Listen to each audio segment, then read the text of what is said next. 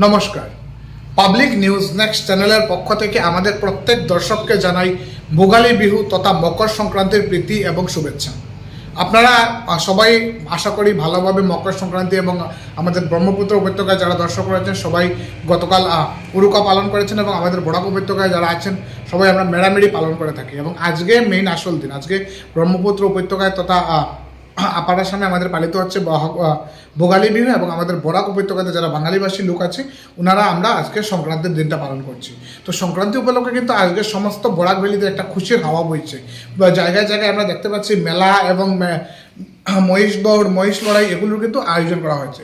এবং শুধু আমাদের আসামে যেই এটা সীমাবদ্ধ এটা নয়, কিন্তু এটা পশ্চিমবাংলাতে আপনাদের মকর সংক্রান্তি বা আপনার যদি সাউথে যান পোঙ্গল, প্রত্যেক জায়গায় কিন্তু আজকের দিনটা বিশেষভাবে পালিত হচ্ছে।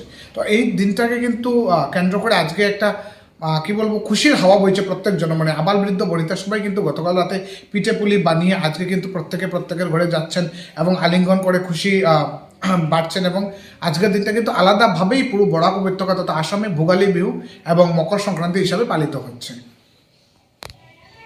মই সাংবাদিক শৰীফুদ্দিন আহমেদ আজি সমগ্ৰ অসমবাসীক ভোগালীৰ আন্তৰিক শুভেচ্ছা জ্ঞাপন কৰিলোঁ।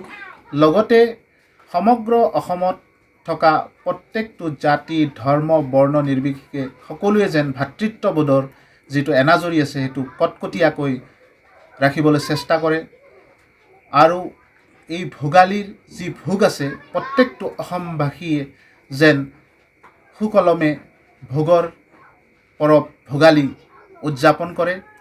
আৰু লগতে এইখিনি কওঁ যে আমাৰ অসমত থকা যি জাতি ধৰ্ম বৰ্ণৰ লোক আছে সকলোৱে একত্ৰিত হৈ থাকক, এক হৈ থাকক।